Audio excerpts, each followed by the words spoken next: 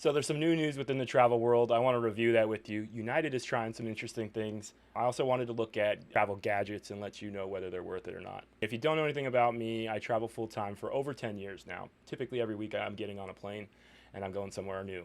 So let's jump into it. And don't forget to subscribe.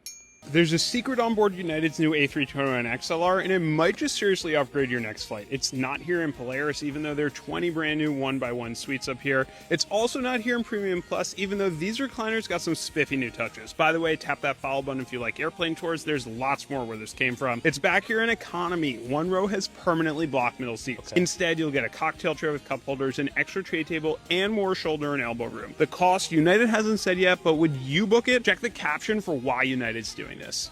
All right, so looks like United is blocking off the middle seat in just one row. So I'm assuming those two seats next to it will be a little bit more expensive, but would you do it? Would you pay the extra dollars to not have somebody in the middle rubbing up against you? If you're flying with somebody, obviously you're a candidate for it, but if you're by yourself, maybe you still want to do it. That window seat with nobody next to you might be nice, but I'm okay personally to take the window seat and let someone sit next to me. I guess the big innovation here is that usually if you buy two seats and you check in as one person, of course, the middle seat can still get given out, can still given out to a standby flyer. But yeah, giving people what they want. You just get in that little tray on the side. So it's like a community tray between you and hopefully the person you're traveling with. But if you're both single flyers or solo travelers, might be interesting just to not have a person next to you. We'd really have to see how much it costs to weigh it out. Let's look at the next video. Well, it's one of the worst parts about booking an early morning flight, having to get up early to wait in line to drop off your checked-in luggage. All right, but United Airlines is testing out a new program to get rid of this travel headache. Fox 5's Kendall Green shows us how the new Twilight Bag Drop works. We're in peak travel season, with families across the country eager to get to that next vacation spot, which almost always comes with clearing that essential checklist. Got off my phone, my wallet, up top. I have my passport, visa, and a lot of joy. Well, United Airlines is trying out a new perk for the early birds, where their customers can check one more thing off their list ahead of travel: those bags. The airline rolled. All right, so this one's weird. This is United Airlines. Again, what they're offering is that you could go to the airport a day early and drop off your bag. Not sure how that's going to help you. I'm not a big checked luggage, so I don't go to the airport early for that. Anyway, I'm doing everything in a carry-on. But if you live close to the airport and you had a lot of luggage, you might want to go the day before, and this way you can breeze through security and onto the plane. Doesn't sound like it costs any more money, but I think this would only be convenient on how close you are to the airport and how traffic is, I guess. But let's see the rest of this video. Rolled out its Twilight Bag Drop initiative at Chicago's busy O'Hare Airport back in March, where every day since, eligible passengers with a 10 a.m. flight or earlier have been dropping off their bags curbside at the airport the night before their flight. Here's how it works. The airline emails eligible customers a day ahead of their flight. Customers who get that email can choose to opt in by paying the standard checked bag fee, add their checked bags to their flight details, then drop their bags off by 9 p.m. People with children and people with, things to carry and stuff like that, freeing up more space is never really it's never an issue. It's always just better for you. Would you do it right now if you could? Yes. So instead of being bogged down with baggage, people can fly through the airport, knowing their luggage will meet them where they're going. United Airlines report passengers have been pleased with the new perks since its spring launch, so much so, there are plans to extend the trial there and expand those perks to customers in Guam on flights departing before 9:30. So the question is, does United Airlines need to make this a nationwide perk already? Well, I'm not going to answer it. We'll let the travelers take that question. Yes, I would. Yeah. Why does it make things easier? Because if I'm going back, I just want to be relaxed. That's more time. I have to go to the airport, then go back home, and then go back to the airport. Yeah. And I'm paying for someone to go to. Nah, that's mad. That's more. That's like 5 extra stuff. Kendall Green, Fox 5 More News. steps and more money. Let's look at another video. All right, let's look at this top 10 travel gadgets, and I'll stop it in between to see whether there were top 10 travel find. This is the world's first suitcase that can follow you around hands-free and even has a controller mode so you can ride it. This gadget gives you the... Okay, wait, that one is a suitcase that has a remote control. I've seen these, but the thing with it is it takes up a lot of space. Like the battery of that roller bag is gonna follow you around and give you less space within that carry, so you just pull it behind you, I guess. It's kind of cool to be able to sit on that and drive around, but that would only really help if you were hurt or at the airport. You had to walk very far, and then you're sacrificing a lot of your space within that carry-on for the motor and the batteries. A no-go from me. The perfect place to set your drinks without having to... Okay, so this work, it's only for window seat people, which is me. But if you're window seat, then you can't use this. It looks like it folds flat. I don't know how it hooks to the window, but it's kind of nice to put some stuff through there if you're into the organizer. If you, I guess, getting coffee prior to getting on board. Again, you got to carry all this stuff, so the coffee and boarding is difficult to do, and then you got to pop out this organizer, throw it on the window, put your coffee down, and you must have a window seat here.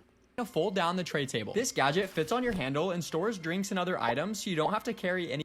All right, so this is another drink holder, but this is not something that you can keep there all the time. So you have to pull this out, put it there, fill it up with whatever you got, and then when you go to board the plane, you can't use this while boarding. So this is another pain in the butt kind of thing because can only use it for a little while. So this is a pass for me as well.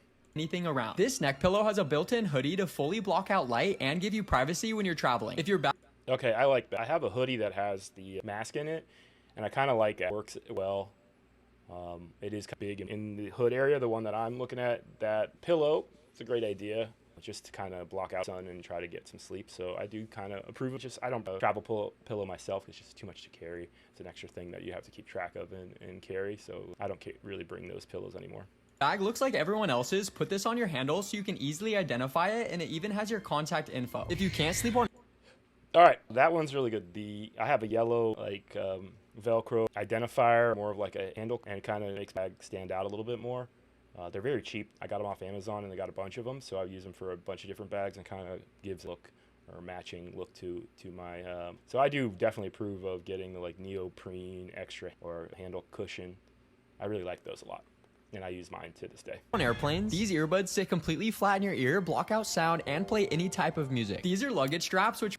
All right, earbuds that are flat, I mean, you're not laying so they don't need to be flat in your ears. Those are helpful for a hotel, but not for an airline. I mean, I use, of course, those might get bumped and kind of fall out. It's most people's worry is, but you're really not putting your ear flat on any surface, so they don't need to be special earbuds to allow you to sleep. So no go from me. Which make it easy to attach anything to your carry-on or even move multiple suitcases at once. This is an inflatable... Okay, the strap, I also use that. I have a yellow one. That's so some of the things stay together. I don't use it to kind of strap together, but it's not bad and it's very inexpensive. Pillow that gives your back lumbar support so your seat is way more comfortable. This thing... All right, lumbar support, blow-up pillow, another thing to carry. I don't. Same thing with the neck kind of philosophy. Want to have anything else that I need to kind of bring away. Don't provide that much comfort for the trade-off. Thing slides on top of luggage to give you more places to store personal items and has a slot for your laptop. All right, a jacket for your carry-on and holding your laptop. Then you got to put your laptop back in your bag, and you got to take this thing off if you're going to store in the overhead bin. So again, a temporary solution doesn't make sense. No go from me. This gadget clips on your suitcase so you have your very own table when you're at the... There's plenty of room in Delta Sky Lounge or even at Tampa Airport, where I typically fly out of, to find a desk. Or if you need to really use a laptop that bad, you could put it right on top of your luggage there. I'm going to give it a no-go, in my opinion. All right, let's check out one more video. Paid for a window seat. So pay for a window seat and then doesn't have a window. It's happened to me before. A lot of these apps now will tell you when you pick a seat that there's obstruction or there's no window, or you might have two windows. So if you keep an eye on an app, you could avoid that, but it is kind of funny if you needed to see out and you can't. Some chicken. All right, so that lady wakes up when food service comes along. We've all been there, right? But a lot of times, especially if you're in the window and you fall asleep before any of the snacks or drink service comes around, you're going to miss out on it. But most people wake up. I've seen even people wear signs, right, that say, wake me up. I haven't seen that in person. I've only seen that online. But it depends on how desperate you are for some Cheez-Its. Here you go. The old standing up as soon as you land. This might have been a joke, but what's the point of you all getting up? You stand up and then not let the other person stand up.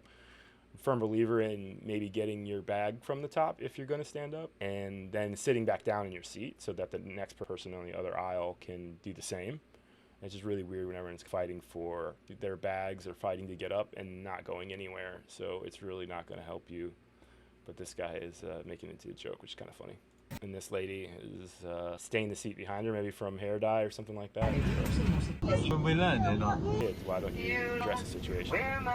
Let's talk about this. When you get these people trying to be funny on the microphone, it just get us to our destination, and I didn't sign up for this. Or if they let a school choir do a song or something like that, which I've rarely seen, but in video, I didn't want this. I didn't ask for this, and it's almost like a small form of torture, right?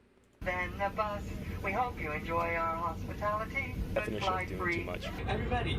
All right, so I'm going to try to do that more often. If you don't know about me, like I said before, I'm a full-time traveler, and I'm going to be looking into travel news to review it with you guys and give you my opinion.